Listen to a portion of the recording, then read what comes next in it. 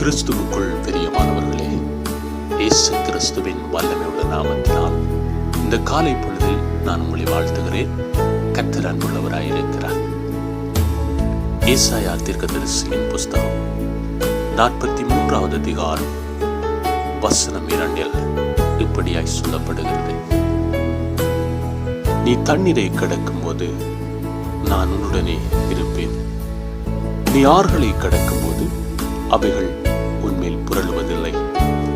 நீ அக்கினியில் நடக்கும் போது வேகாதிருப்பாய். அக்கினி ஜுவாலை உன் பேரில் பற்றாது என்று கர்த்தர் சொல்லுகிறார். அன்பான தேவஜனமே, நாங்கள் மரண இருளில் பள்ளத்தாக்கில் நடக்கும் பொழுது கர்த்தர்களை தாங்குகிறார், கர்த்தர்களை பாதுகாக்கிறவராயிருக்கிறார். அன்பான சகோதரனே, சகோதரி, இந்த காலை பொழுதிலே கர்த்தருடைய வார்த்தை உங்களுக்கு நேராய் வருகிறது. நீங்கள் எதை செய்தாலும், நீங்கள் எந்த பாதையில் நடந்தாலும் கர்த்தர் உங்களை தாங்குகிறவர், உங்களை பாதுகாக்கிறவராயிருக்கிறார்.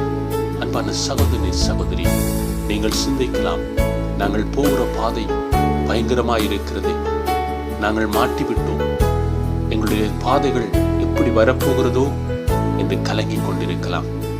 நீங்கள் எந்த சூழ்நிலையில் இருந்தாலும், எந்த இடத்தில் இருந்தாலும், எந்த தேசத்தில் இருந்தாலும் கர்த்தர் உங்களை காண்கிறவர், கர்த்தர் உங்களை பாதுகாக்கிறவராயிருக்கிறார், கர்த்தர் வல்லமை உள்ளவராயிருக்கிறார்.